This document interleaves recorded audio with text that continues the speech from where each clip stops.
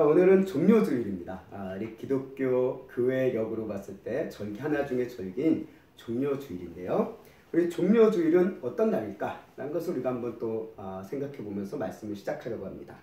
이 종료주일에 대한 의미는 어떻게 보면 예수님께서 나귀를 타고 이제 예루살렘 성으로 입성, 그러니까 예루살렘 성으로 들어가시는 거죠. 들어갔을 때 예수님을 환영하는 인파들이 종려나무, 종려나무라고 하면 좀 우리가 뭐 딱 떠오르지 않지만 대추야자 나무라고도 우리가 얘기합니다.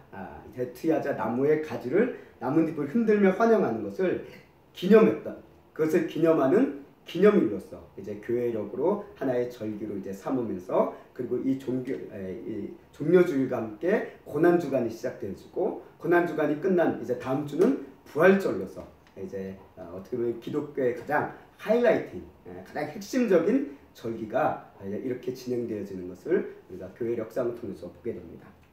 자, 뭐 종려나무까지 하면 우리가 뭐 어떤 건지는 아실 수도 있겠지만 그래도 한번 사진을 통해서 보겠습니다. 이게 이제 대추야자 열매죠. 종려나무라고 얘기하고 있고, 이제 쭉 주렁주렁 달려 있는 게 대추야자이고, 그리고 좀 옆에 몇 가지로 보이지만 이제 야자수, 야자수가기 때문에 잎은 야자나무. 그래서 우리 이거랑 비슷합니다. 이거랑 상당히 비슷해요. 이제 크기와 두께 이런 것도 사이즈는 다르겠지만 상당히 비슷한 형태를 가지고 있다는 것을 우리가 보게 됩니다. 그렇다면 우리 한 가지 질문이 있죠. 왜 예루살렘 사람들이 그들이 예수님을 환영할 때 종려나무까지를 왜 흔들었을까? 라는 생각을 우리가 한 번쯤 질문을 던져보지 않았을까 생각되어집니다. 그 이유는 뭘까요? 첫 번째로는 가장 흔해서 그래요. 가장 흔합니다. 뭐 예수님을 환영하는 인파가 막 흔드는데 막 주변에서 찾아볼 수 없는 백향목가지를 가지고 흔들지 않잖아요. 그냥 주변에 흔히 볼 수 있는 그런 나뭇가지를 서둘러 가져와서 막 흔든 거예요. 한마디로 흔하기 때문에 그렇습니다. 그러나 예루살렘, 그리고 예루살렘 인근에 있는 이제 예루살렘 아래쪽으로 내려면 여리고가 있는데, 여리고를 우리가 뭐라고 했냐면 종려나무의 성읍이라고 불러요. 그만큼 대추야자가 많이 심어져 있고 그것이 놓여져 있는 그 땅이기 때문에, 대추야자가 어떻게 보면 예루살렘에도 어떻게 보면 분포되어 있고 흔한 나무이기 때문에 이것들 얼마든지 쉽게 구할 수 있다는 거예요. 그래서 그런 의미에서 일차적으로 가장 쉽기 때문에, 흔히 구할 수 있는 나무이기 때문에, 어떻게 보면 우리 주변에 흔히 볼 수 있는 뭐 나무들 있잖아요. 뭐 은행나무가 있든지 이런 의미라는 거죠. 흔히 볼 수 있는 그런 나무에서 가지를 떼와서 흔든 거다라고 우리가 볼 수 있습니다. 제가 아직도 목이 다 안 나가지고 목이 좀 이렇게 좀 불편한 게 있는데 좀 양해를 부탁을 드리겠습니다. 2차적으로는 뭐냐? 두 번째로는 이스라엘의 절기 그리고 역사와 풍습과 관련이 있습니다. 일단 이스라엘은 기본적으로 이제 초막절이라는 시기에 종려나무 가지로 초막을 만듭니다. 그리고 그 종려나무 가지를 이제 흔들면서 이제 초막절을 보냈다라는 얘기를 해요. 그래서 그런 이스라엘 전통적인 절기 가운데서도 이 종려나무가 또한 사용되었다라는 것입니다. 뭐 그 이유도 종려나무가 가장 흔하니까 그런 거겠죠. 그리고 또 역사적으로 봤을 때 BC 167년에 이제 이스라엘 백성들이 수리아를 물리치고 성전을 회복한 날, 이것을 우리가 이스라엘 백성들의 날로 수전절이라고 얘기합니다. 수전절이라는 절기인데요. 그날을 기념해서 종려나무가지를 이렇게 흔드는 기쁨을 나눴다라는 그런 역사적인 또 의미가 있다라고 얘기해요. 그리고 또 세 번째로는 종려나무 자체의 어떤 특징에서부터 기인한다고 얘기합니다. 그래서 종려나무가 생명력이 상당히 좋대요. 그래서 이 종려나무는 한번 이렇게 불에 딱 꺾여졌다가 하더라도 어떻게 되냐면 꺾여주면 오히려 뿌리가 더 단단해진다고 얘기해요. 그리고 이 종려나무까지가 불에 탔을 때, 그리고 그루터기만 남았을 때도 거기서 싹이 다시 난대요. 그리고 싹이 나서 자라난다라고 얘기합니다. 그만큼 생명력이 좋다고 그래요. 그래서 이제 뭐 학명으로 보면 이 대추야자가 제가 정확하게 얼핏 봤는데 피닉스 있잖아요. 불사조라는 그런 학명 비슷하게 나와 거기서 파생된 학명을 갖고 있습니다. 그래서 아주 생명력이 좋은 그런 나무가 종려나무다라고 얘기해요. 그래서 이런 의미에서 종려나무는 어떻게 보면 로마에 대항했던 유대의 민족주의도 상징할 수 있는 의미를 갖고 있었고, 또 종려나무 자체가 이렇게 강한 생명력이 있다 보니까 어떻게 보면 또 승리, 뭐 영광 이런 것도 또한 담고 있다라고 얘기합니다. 그리고 대추야자 열매가 또 많이 열리니까 뭐 번영 뭐 이런 여러 가지 의미를 이제 담고 그것을 이제 바라보고 있다라고 얘기하는데, 이와 같이 여러 가지 종려나무에 대한 의미가 있고 의미가 있다라는 것. 그 가운데서 어쨌든 이 종려나무까지를 흔들면서 이스라엘 백성, 예루살렘 시민들이 예수님을 환영했다라는 것이 종려주일의 하나의 이제 모습이다라는 것이죠. 근데 결국 종려나무에 대해 흔든 이유는 여러 가지 이유가 있겠지만 결국 이거 같아요. 오늘날로 표현해 보면 우리가 공항이나 길에서 어떤 국가적 귀기민이 왔을 때 또는 경기를 잘 마치고 들어온 어떤 선수라든가 또는 어떤 뭐 연예인, 국제적인 연예인이 왔을 때 우리 사람들은 뭐랍니까? 막 플랜카드 흔들면서 또 국기도 흔들잖아요. 국기도 흔들고 막 또 우리나라 국기도 흔들고 그 사람 국기도 흔들고 막 국기를 흔들면서 환영하는 것을 우리가 봤듯이 한마디로 환영하는 의미로서 뭔가를 흔든다라는 그런 의미로 봐도 크게 무방할 것 같습니다. 자, 여하튼 간에 이렇게 종려주일은 이런 의미에서 이들이 종려나무까지를 흔들었다라고 우리가 생각해 볼 수 있고요. 또 우리가 종려주일하면 이야기할 수 있는 또 하나의 사건이 있습니다. 이어지는 사건이 있는데 그건 뭐냐면 종려주일의 이 사건이 시작되어지는 그 전 단계, 그게 뭐냐면 예수님이 나귀를 타시는 사건에 대해서 성경은 또 기록하고 있습니다. 그래서 예수님이 평소에는 도보로 막 다니시다가 갑자기 나귀 한 마리가 딱 타고 나오시는 거예요. 근데 그 나귀가 어디서 나옵니까? 누군가의 나귀라는 거예요. 누군가 나귀가 있는데 그 나귀 한 마리를 주가 쓰시겠다라는 말을 통해서 이제 가져와서 그래서 이제 타고 예수님께서 들어가는 그 사건에 대한 이 이야기가 종려주일에 어떻게 보면은 예루살렘 들어가기 바로 전에 그에 대한 이야기가 기록되어 있는 것을 우리가 보게 되는데 이제 다른 복음서에는 기록되어 있어요. 그런데 요한복음에는 기록되어 있지는 않습니다. 그 부분이 그 사건 자체에 대해서는. 자, 이렇게 이 나귀를 타신을 통해서 종려주일 이 사건 자체가 시작이 되어지는 거죠. 자, 그렇다면 이렇게 예수님께서 이 종려주일을 통해서 예루살렘 성전으로 들어가는 그 사건을 바라보며 이 사건이 과연 우리에게 어떤 의미를 줄 수 있을까? 이것이 우리에게 신앙적인 의미가 무엇일까라는 것을 오늘 말씀을 통해서 함께 요한복음 말씀을 통해서 함께 묵상해 보려고 합니다. 우리 요한복음을 보면 요한복음에서는 예수님께서 예루살렘 성전으로 들어가는 그 입성에 대한 것들을 아주 간략하게 기록하는 것을 보게 됩니다. 우리가 다른 복음서에서는 뭐 나귀를 얻는 사건, 그리고 뭐 이들이 예수님을 환영하면서 막 종려나무 흔들고 뭐 그 종려나무까지를 바닥에 깔고 뭐 이런 얘기까지 세세하게 묘사하고 있고 막 그러면서 어린아이가 외치고 뭐 그것을 삐딱하게 바라보는 바리새인들과 서기관들에게 막 이런 것도 얘기가 나와 있는데 요한복음은 간략해요. 그냥 어떻습니까? 나귀를 얻는 사건도 그냥 구절 하나 그 스가랴서 구절에 대한 예언서에 대한 구절을 가서 기록하고 있고 또 예수님을 환영하는 장면도 매우 간략하게 기록하고 있다는 것을 우리가 말씀을 읽으면서 우리가 느낄 수 있을 거다 생각되어집니다. 오늘 이 예루살렘 입성에 대한 사건, 구약의 말씀이 이루어진 것에 대한 부연 설명을 하고 있는 거예요. 요한복음은. 그래서 이 요한복음은 한마디로 구약 성경과 선지자들이 예시한 그 메시아가 바로 예수님이다 라는 것을 오늘 이 종려주일의 사건을 통해서 또다시 한번 강조를 하는데요. 우리가 12장 15절 16절 말씀을 다시 한번 읽어보도록 하겠습니다. 시작. 이는 기록된 바 시온 따라 두려워하지 말라. 보라 너희 왕이 나귀 새끼를 타고 오신다 함과 같더라. 제자들은 처음에 이를 깨닫지 못하였다가 예수께서 영광을 얻으실 후에야 이것이 예수께 대하여 기록된 것인가 사람들이 예수께 이같이 한 것임이 생각났더라. 아멘. 제자들도 처음에 이게 뭔 의미인지 몰랐다는 거예요. 근데 예수님께서 영광을 받으시고 십자가의 죽음과 부활과 승천이라는 그 모든 그 영광된 모습 그것들이 일어난 이후에야 그리고 성령님이 오신 이후에야 비로소 이게 이런 의미구나 라는 것을 비로소 나중에 가서요 깨달았다라는 것을 이제 요한복음이 기록하고 있다라는 거죠. 자, 그리고 요한복음은 예루살렘 성전 입성, 예수님의 성전 입성에 예루살렘 입성에 관해서 이와 같은 부연 설명을 다른 복음서와 같이 다음과 같은 부연 설명을 붙이고 있는데요. 요한복음 12장 17절 18절 말씀 함께 읽겠습니다. 시작. 나사로를 무덤에서 불러내어 죽은 자 가운데서 살리실 때에 함께 있던 무리가 증언한지라. 이에 무리가 예수를 맞으는 이 표적을 행하심을 들었음이로라. 아멘. 이 요한복음 말씀을 보다 보니까 예루살렘의 그 수많은 인파들이 예수님에게 종려나물 가지로 흔들며 그분에게 열광하며 환영한 이유가 무엇이냐라고 했을 때 오늘 요한복음은 이렇게 얘기합니다. 이 표적을 행하신 것을 들었다라는 거야. 이 표적이 무엇입니까? 나사로, 베다니에 있었던 나사로, 죽은 나사로를 예수님께서 살리셨다라는 이 표적을 듣고 그 소문을 듣고 지금 열광을 하고 있다는 거예요. 표적, 어떻게 보면 다른 말로 기적이라고 얘기하고 있죠. 우리가 많은 사람들이 어떤 종교를 믿고, 기독교를 떠나서 어떤 종교를 믿게 되는데 큰 계기가 되는 순간이 있다고 한다면 그건 아마 특별한 기적을 경험한 순간, 그 종교에 매달리는 사람들의 모습들을 우리는 흔히 보게 됩니다. 기독교를 떠나서 어느 종교든 마찬가지예요.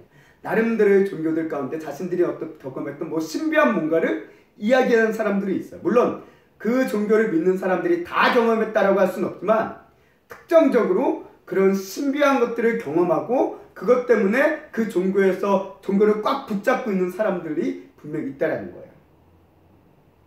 종교에 대해서 무관심했던 사람이 또는 적대적이었던 사람들이 갑작스럽게 변화되는 순간, 그것 중에 원인 중 하나를 생각해 본다면 어떤 초월적인 경험을 했을 때라고 이야기해 볼 수도 있을 것 같습니다. 오늘 요한복음은 예루살렘에서 예수님을 환영하는 이 인파들의 상당수가 예수님께서 행하신 놀라운 표적, 죽은 나사로를 살려냈던 그 강렬한 기적 사건에 대한 소문이 그들을 예수님을 환영케 한 거고 예수님께 대해서 열광케 했다라는 것을 요한복음에서는 이것을 분명히 밝히고 있다는 거예요. 우리가 요한복음을 포함한 사복음서를 통해서 예수님의 삶의 공생애라고 그러죠. 공적으로 살아가셨던 삶의 행적을 따라가 보면 수많은 기적들을 행하셨다는 것을 우리는 보게 됩니다. 근데 그 기적의 당사자도 있고요. 간접적으로 기적의 현상에서 목격한 사람도 있고 또 기적에 대한 이야기를 강렬하게 거부하는 사람들도 있었습니다. 그런 수많은 사람들의 모습들은 이 복음서가 기록하고 있어요. 그럼 우리는 어떨까요? 오늘 이 시대를 살아가는 우리는 과연 어떨까요? 아마 우리는 우리의 삶에 기적이 일어나는 것을 기대하는 사람들일 겁니다. 기적을 경험하기를 원하는 사람들이 아닐까 생각되어집니다. 아니, 어떻게 보면 이 땅의 모든 사람들은 신을 믿고 안 믿고를 떠나서 그 마음 한켠에는 내 삶에 어떠한 기적이 있기를 갈망하는 사람들이다라고 저는 이야기해보고 싶습니다. 특히 상황이 어려울수록 힘들수록 나의 삶을 뭔가를 확 바꿀 수 있는 놀라운 이런 기적, 이런 표적이 내 삶에 나타나기를 원하는 그런 그런 삶을 우리는 기대한다는 거예요. 아니, 예루살렘으로 들어가시는 예수님을 환영하는 수많은 사람들이 예수님을 환영하면서 뭘 기대했을까요? 아마 예수님을 환영하면 종려나무까지를 흔들지만 그들이 바라는 것은 뭡니까? 자신들의 각자의 삶에서 나사로에게 일어났던 그 놀라운 기적이 내 삶에서도 일어나기를 갈망했을 거라는 거예요. 그러니까 예수님은 그렇게 열렬히 환영했다라는 거예요. 우리도 솔직히 그렇잖아요. 예수님을 믿으면서 알게 모르게 내 삶에 기적이 있길 원해요. 놀라운 기적이 일어나길 원합니다. 기적이 넘치는 인생이 되기를 원해요. 그런데 진짜 우리의 인생을 보면, 우리의 삶을 보면 어떻습니까? 기적을 경험하는 것은 결코 쉽지 않습니다. 경험하기 어려우니까 기적이에요. 그러니까 기적은 흔히 일어나는 게 아니에요. 근데 우리가 알아야 될 것은 무엇이냐? 우리가 예수님을 환영하고 따르고자 하는 이유가 그분이 행하시고자 하는 기적에 있다고 한다면 우리는 얼마 지나지 않아 반드시 기독교 신앙을 버리게 될 것이라는 거예요. 왜요? 우리 인생에 생각보다 기적이 안 일어나거든요. 기도 열심히 했는데 기도 응답이 그렇게 쉽게 오지 않거든요. 믿음 생활을 하는데 내 문제가 갑자기 한순간 사라지고 내 대적자가 갑자기 한순간 막 꼬꾸라져 없어지고 내 모든 삶의 관계가 갑자기 막 구조적으로 뭐가 팍 바뀌어버리고 그런 문제가 사라지는 일이 쉽게 일어나지 않거든요. 오병이어의 기적, 나사로의 기적, 베데스다 연못가의 기적, 이런 수많은 기적, 우리의 인생의 문제마다 복음서에 기록된 다양한 그 기적의 말씀들이 내 삶에 척척척척 일어났으면 좋은데 실제는 그렇지 않거든요. 우리는 그걸 늘 경험한다는 거예요. 저도 경험했어요. 몸이 아파서 병원에 입원했을 때, 항암 치료 받고 있었을 때 기도를 해요. 기적이 일어났으면 좋겠습니다.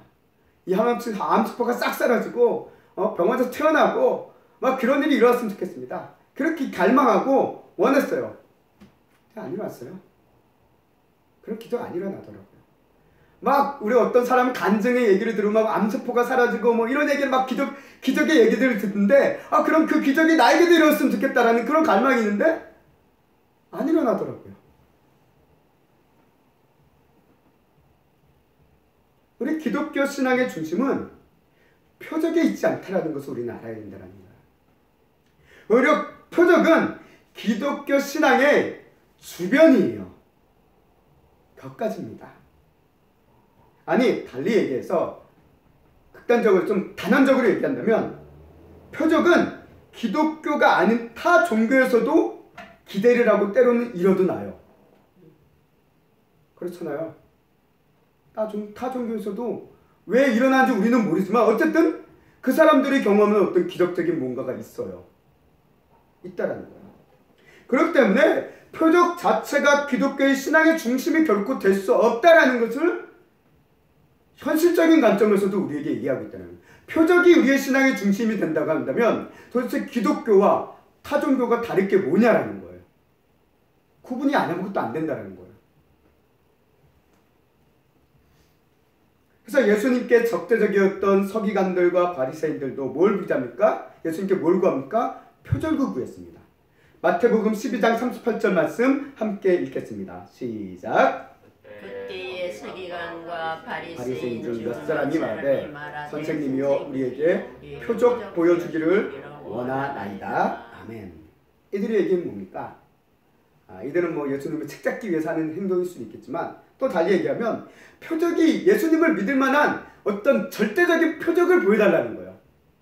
당신이 메시아이고 당신이 하나님의 아들이라는 절대적인 그런 표적, 우리가 부인할 수 없는 그런 놀라운 표적을 우리에게 보여달라는 거예요. 그럼 우리가 믿겠다라는 거죠. 근데 예수님께서는 이들이 이런 요구를 하기 이전에 이미 많은 표적들, 기적들을 행해 오셨어요. 그럼에도 불구하고 또 다른 표적을 이들은 요구하고 있다는 거예요. 어떻게 보면 우리 인간은 그래요. 기적을 경험해도 또 다른 기적을 요구하는 게 우리의 모습인 것 같습니다.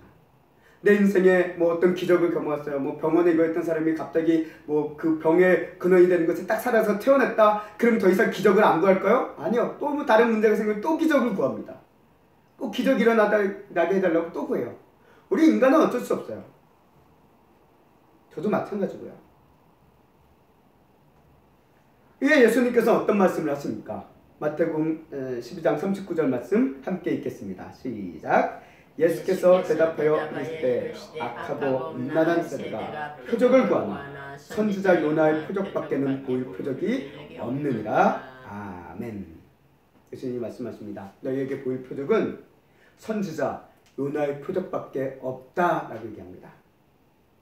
여기 요나의 표적이 얘기하는 것은 단적으로 얘기해 예수님의 십자가의 죽음과 부활을 얘기하고 있는 거예요. 부활을 얘기합니다. 결국 예수님께서 말씀하신 것은 무엇입니까? 표적의 신앙이 아니라 십자가의 신앙을 우리에게 얘기하고 있다는 거예요. 예수님께서 행하시는 기적을, 표적을 바라보는 신앙이 아니라 예수님을 바라보는 신앙을 우리에게 얘기하고 있다는 거예요. 기독교 신앙의 중심은 어디냐? 예수님과 그분의 십자가에 있다는 거예요. 이게 없으면 기독교가 될 수가 없다는 거예요. 저는 오늘 말씀을 준비하면서 이 종려주의라는 예루살렘 입성이라는 이 현장을 바라보면서 묵상하며 이 입성 자체가 가지고 있는 하나의 신앙적인 의미, 그것은 무엇일까라고 물어봤을 때 떠오르는 것이 바로 그거였어요. 표적 신앙에서 십자가 신앙의 전환이라는 거예요. 예루살렘 이전까지는 거의 예수님께서 삶 공생의 삶 자체, 물론 말씀도 가르치고 많은 어떤 이야기를 하지만 주로 핵심적인 것은 표적을 행하시는 거였어요. 고치시고 귀신을 쫓고 뭐 전도도 하고 했지만 어쨌든 그런 것에 많은 비중을 두셨습니다. 그러나 예루살렘 입성 이후에는 예수님께서 바라보는 단 하나의 포커스는 뭡니까? 십자가였다라는 거예요. 그래서 예루살렘 이전에 예수님께는 수많은 사람들이 따라다녔지만 예루살렘 입성 후 예수님께는 십자가에 달리는 그 순간께는 어떻습니까? 거의 아무도 남지 않았다라는 거예요. 표적을 행했던 표적신앙에서는 수많은 사람들이 따라들었습니다. 그러나 예수님의 십자가의 죽음을 향한 십자가의 죽음 앞에서는 거의 따라온 자가 없었다라는 거예요. 우리 다들 도망쳤죠. 저는 오늘 이 말씀을 보며 표적신앙이라는 어떻게 보면 기독교 신앙의 주변에 매달려 사는 우리들에게 예루살렘 입성이라는 이 눈에 보이는 가시적인 사건을 통해 종료주일에서 이 가시적인 사건을 통해서 기독교 신앙의 중심으로 향하고 있는 그 예수님의 십자가의 신앙을 우리에게 다시 한번 일깨워주는 가장 큰 전환점이 아닐까라는 생각을 말씀을 준비하면서 느끼게 되었습니다. 그래서 우리 성도들의 신앙이 믿음이 깊어지고 성숙해질수록 우리 성도들은 무엇을 생각하기 시작하면 내 삶에 기적이 일어나는 것을 고민하는 게 아니라 어떻게 하면 내 자신이 나의 육신의 모습, 나의 육신적인 생각, 죄악된 모습, 나 자신을 십자가에 못 박을 수 있는가에 대해서 고민하고 그것에 대해서 집중해 간다는 거예요. 달리 얘기하면 어떻게 하면 내 삶에 이런 문제를 해결할 수 있는 기적을 내가 경험할 수 있을까에 대해서 매달리는 게 아니라 어떻게 하면 하나님의 뜻에 따라 살아갈 수 있을까? 하나님의 뜻에 맞지 않는 나의 삶의 이런 허물들, 죄악된 허물들을 어떻게 하면 벗어 던지고 이기면서 살 수 있을까를 고민하기 시작한다는 것입니다. 그렇다면 오늘 이런 질문을 던져봅니다. 오늘 우리가 이 표적신앙에서 십자가의 신앙으로 나아가지 못하는 이유가 뭘까요? 표적신앙에서 십자가의 신앙을 전하는 매우 큰 의미가 있고 또 우리는 마땅히 그 길로 가야 된다는 거예요. 왜? 표적신앙은 기독교 신앙의 중심이 아니에요. 변두리예요. 기독교 신앙의 핵심은 십자가의 신앙입니다. 그렇기 때문에 예수님께서 예루살렘 성전으로 입성하듯이 우리도 그 십자가의 신앙으로 입성해 들어가야 되는데 왜 우리가 이 전환이 안 이루어질까요? 그 이유는 이것입니다. 첫 번째로 표적신앙은 아무것도 포기하지 않습니다. 그렇잖아요. 표적을 경험했던 사람들의 이야기를 보면 그들이 뭔가를 포기해서 예수님 앞에 나온 건 하나도 없어요. 자신이 가지고 있었던 모습 그대로 그냥 나와서 하나님의 은혜를 경험하는 겁니다. 그게 표적이죠. 근데 십자가의 신앙에 항상 뭐가 뒤따르냐면 자기 포기가 따른다는 거예요. 나를 죽여야 되는 일이 따라야 된다는 거예요.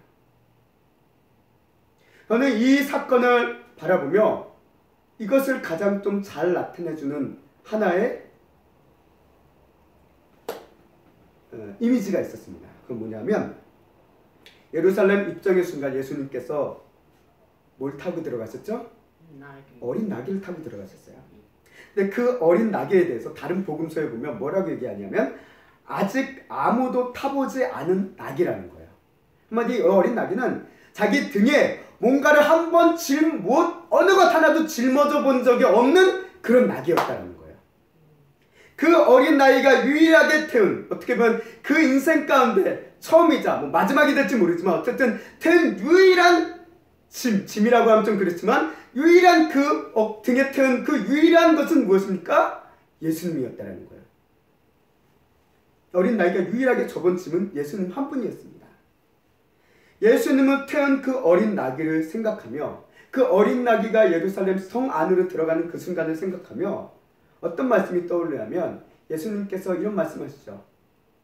수고하고 무거운 짐진 자들아 다 내게로 오라 내가 너희를 쉬게 하리라 라고 얘기하시면서 이어지는 말씀이 무엇입니까? 동시에 나의 멍에를 메라 그리고 내게 배우라 그리하면 너희 마음이 쉼을 얻으리니 이는 내 멍에는 쉽고 내 짐은 가볍다 라고 말씀하시는 것이 마태복음 말씀 가운데 있음을 우리는 보게 됩니다. 그래요. 표적신앙 속에서는 우리가 포기해야 될 거 없어요. 그냥 표적신앙을 가지고는 그 사람들처럼 열광하고 그저 근처에 있는 종려나무까지나 끊어와가지고 바닥에 깔기만 하면 돼요. 흔들기만 하면 돼요. 내 자신이 포기할 거 아무것도 없어도 돼요. 그러나 십자가의 신앙은 마치 아무 누구도 태워보지 않은 그 어린 나귀가 생전 처음으로 그 예수님이라는 그 무게를 짊어지고 들어가는 그 무거움을 경험하면서 가는 그 나귀의 모습. 거듭난 성도들, 어떻게 보면 이 어린 나귀는 거듭난 성도들을 상징하지 않을까라는 생각을 문득 들었습니다. 그 성도처럼, 어린 나귀처럼 우리는 예수님의 멍에와 예수님의 짐을 메고 들어가야지만, 맬 때만 우리가 비로소 십자가의 신앙으로 들어갈 수 있다는 거예요. 예수님께서 제자들에게 뭐라고 얘기했습니까? 너희는 자기 십자가를 지고 나를 따르라고 하셨지, 기적을 행하면서 나를 따르라라고 하신 적은 예수님 한 번도 없었다는 거예요. 그런데 우리는 어때요? 솔직히 얘기해서 짐을 지는 거 싫어합니다. 무거운 거 지는 거 싫어해요. 왜? 힘들거든요. 피곤하거든요. 어린 나귀처럼 되기 싫어해요. 어린 나귀는 그 예수님의 어른 장정되어 있는 하나의 무게를, 짐을 딱 싣고 이렇게 막 가고 있습니다. 그러니까 표적을 기뻐하면 사람들은 종려나무까지만, 그 가벼운 종려나무까지만 막 흔들면서 바닥에 깔고 열광만 하고 있어요. 그래서 그 표적이, 그 기적이 내게도 일어났으면 좋겠습니다 라는 그런 기대 가운데 열광만 하고 있어요. 그래서 우리는 이런 표적신앙에서 십자가의 신앙으로 나아가지 못한다라는 생각을 오늘 말씀을 준비하면서 느끼게 됐습니다. 저도 그래요. 표적만 일어났으면 좋겠습니다. 표적을 거부하는 게 아니에요. 표적을 무시하라는 거 아닙니다. 표적을 기대하지 말라는 건 아닙니다. 근데 표적이 전부이냐, 정말 중요한 십자가 신앙으로 우리가 나아가지 못하는 이런 모습이, 이런 한계성 속에서 우리 성도들이 서 있지 않는가라는 것을 오늘 말씀을 통해서 우리가 묵상해 보게 됩니다. 십자가의 신앙은 달리 말하면 자기 자신이 죽는 신앙입니다. 그래서 사도 바울이 그것을 가장 잘 표현하고 있습니다. 갈라디아서 2장 20절 말씀, 우리가 잘 알고 있는 말씀이죠. 글자가 작아서 안 보이실 수도 있을 것 같은데요. 우리 보이시면은 함께 읽도록 하겠습니다. 시작. 내가 그리스도와 함께 십자가에 못 박혔나니 그런즉 이제는 내가 사는 것이 아니요 오직 내 안에 그리스도께서 사시는 것이라. 이제 내가 육체 가운데 사는 것은 나를 사랑하사 나를 위하여 자기 자신을 버리신 하나님의 아들을 믿는 믿음 안에서 사는 것이라. 아멘. 십자가의 신앙이 바로 이것이라는 거예요. 내가 죽는 것, 내가 죽고 예수 그리스도가 사는 것. 그래서 우리가 사형리 어떤 전도 책자를 보면 간단하잖아요. 예수님이 나의 인생의 왕자, 인생의 왕자의 주인, 의자에 앉아 계시는 것. 그게 사형리에서 얘기하는 전도의 이제 핵심의 복음인데, 우리가 이게 다시 얘기하면 십자가에 나 자신이 죽는 거죠. 근데 우리는 그게 안 일어나는, 그거를 안 하려고 한다는 거예요. 표적신앙으로 그치려고 한다는 거예요. 오늘 기독교 서적 가운데 이런 책이 있습니다. 예수님이라면 어떻게 하실까라는 책이 있어요. 간단히 상당히 읽기 쉬운 책인데요. 이 책의 내용은 성도들이 매 순간 예수님을 생각하면서 예수님의 뜻에 따라 행동하기를 힘쓰는 것에 대한 이야기를 기록한 책입니다. 뭐 이거에 대한 어떤 평가나 뭐 신학적인 관점, 그런 고찰에 대해서 우리가 뭐 이야기 놔주지 않고요. 단순히 그 책의 포커스는 뭡니까? 예수님 항상 생각한다는 거예요. 그런데 우리의 삶은 어떻습니까? 매 순간 아무 생각 없이 습관적으로 행동할 때가 우리는 참 많아요. 그렇잖아요. 아침에 일어나서 뭘 하더라도 뭐 어디 뭐 교회를 오든지 뭐 새벽 기도를 가든지 뭐 뭔가를 준비할 때 뭐 예수님에 대해서 생각하지 않고 그냥 습관적으로 하는 게 정말 우리는 많습니다. 뭐 말씀을 준비하고 말씀을 읽을 때조차도 그냥 습관적으로 우리는 해요. 근데 한마디로 내 상황과 감정과 상태에 이끌려서 즉흥적으로 우리는 행동하는 그런 모습들 속에 살아오는데, 예수님이라면 어떻게 하실까라는 이 책에서 얘기하는 강조점은 뭐냐면, 우리가 그런 습관적으로 행동한 매 순간순간마다 예수님에 대해서 생각을 해본다는 거예요. 예수님에 대해서. 예수님께서 뭘 기뻐하실까? 예수님께서 원하시는 모습이 무엇일까? 이런 것들을 또는 그냥 예수님이라는 그냥 하나의 인식조차 떠올리면서 일어나는 거죠. 그래서 우리가 그런 예수님을 생각함으로 인해서 우리가 육신을 따르고자 하는 나의 생각과 행실에 대한 부분들을 이기고 치고 꺾어 나아가는 그런 삶의 모습들을 기록한 책의 내용이 이야기가 바로 그 책의 내용입니다. 어떻게 보면 우리 성도들의 삶도 마찬가지인 것 같아요. 뭐 거창하게 제자 훈련을 받으라 이런 관점을 떠나서 제자 훈련의 목적도 하나죠. 결국 내 삶의 매 순간 예수님을 생각하는 겁니다. 예배를 드리고 오늘 이 자리에 온 우리는 어떻습니까? 그냥 습관적으로 올 때가 많아요.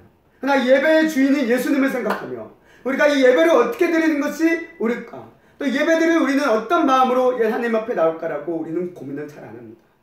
근데 우리는 그런 고민도 필요하다는 거예요.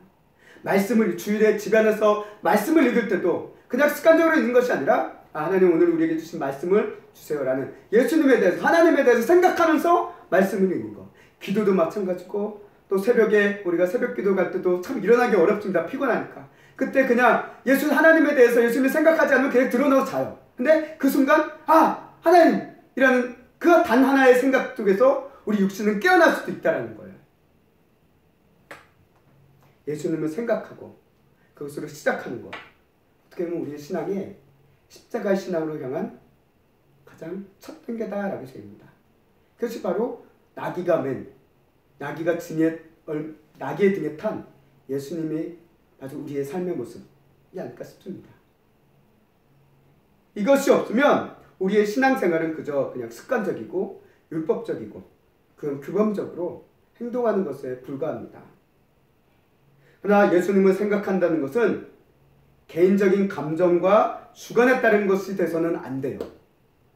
막연하게 혹은 인간적인 윤리의 관점에서 이렇게 하는 것이 하나님께서 기뻐하시겠지, 이렇게 하는 것이 윤리적으로 맞으니까 하나님께서 원하시겠지가 아니라 우리가 생각하는 그 예수님은 항상 뭐의 기준을 두고 우리가 생각을 해야 되냐면 성경 말씀에 통한 예수님에 대해서 생각을 해야 된다는 거예요. 내가 생각하는 예수님이 아니요. 내가 생각하는 막연한 예수님이 아니라 복음서를 통해서 또는 성경 말씀들을 통해서 이야기되어지고 우리에게 가르쳐주고 전달되어진 그 예수님, 그분을 우리가 생각한다는 것입니다. 그렇기 때문에 우리가 예수님을 잘 생각하기 위해서는 말씀을 필히 또 배우고 연구하고 해야 될 그런 필요성이 여기서 또한 나타난다는 것이죠. 표적신앙에서는 예수님이 어떤 분인지 크게 중요하지 않아요. 그렇잖아요. 예수님이 어떤 성품이고 어떤 마음을 가지는 신경 쓰지 않아요. 그저 그 예수님이 나에게 표적만 주면 돼요. 예수님이 어떤 분인지 신경 안 써요. 기적만 주시면 되니까요. 그러나 십자가의 신앙은 예수님이 어떤 분인지를 아는 게 매우 중요해요. 그렇지 않고서는 나 자신을 죽일 수가 없거든요. 예수님이 어떤 분인지를 알 때, 그분의 사랑과 희생과 크신 은혜를 알 때 비로소 그 사랑 안에서 그것을 믿고 우리는 내려놓고 포기하고 죽일 수 있는, 꺾을 수 있는 길로 우리가 갈 수 있다는 거예요. 십자가의 복음의 은이 예수님이 어떤 분인지 알아야 되는 것. 그렇기 때문에 우리는 성경을 통해 예수님을 꾸준히 끊임없이 알아가야 함을 우리 새움교회 성도님들은 잊지 마시기를, 또 이루기 위해서 힘써 가시는 우리 귀한 성도님들이 되시기를 간절히 소망합니다. 이제 말씀을 정리하겠습니다. 하나님은 우리의 신앙이 예루살렘 성전 입구에서 열광하는 표적 신앙에 머무는 것으로 끝나기를 원치 않습니다. 하나님께서 진정 우리에게 원하는 신앙은 무엇입니까? 예수님을 따르는 그 십자가의 신앙이 되기를 원하신다는 거예요. 성도가 신앙생활을 하면서 표적을 기대할 수 있습니다. 그게 나쁜 건 아니에요. 우리도 기도하면서 기도 응답을 바라잖아요. 그런 어떤 기적적인 하나의 응답, 이것을 원한다는 게 나쁜 게 아니에요. 하나님 주님께서도 기도하면서 응답받는 것에 대한 어떤 그 권면, 말씀도 많이 하셨어요. 표적을 기대한다는 거 나쁜 게 아닙니다. 그러나 표적과 기도 응답이 우리 신앙의 중심에 있다면 그건 문제가 될 수 있다는 거예요. 기독교 신앙의 중심은 오직 예수 그리스도 그리고 십자가 신앙임을 기억하시기 바랍니다. 아멘. 예수님 안에서 나는 죽는 꿈, 오직 예수 그리스도가 나의 삶을 살며 어린 나귀와 같이 우리 위에 타서 우리를 인도하시고 이끄시는 그 예수님의 십자가의 신앙에 있음을 우리는 기억하시기를 바랍니다. 시험교회 성도 여러분, 오늘 이 자리에 함께 우리 모두가 표적 신앙에 머물러 있던 우리가 십자가 신앙으로서 나아갈 수 있는 하나님의 은혜가 함께하기를 주님의 이름으로 간절히 소망하고 축원합니다. 아멘.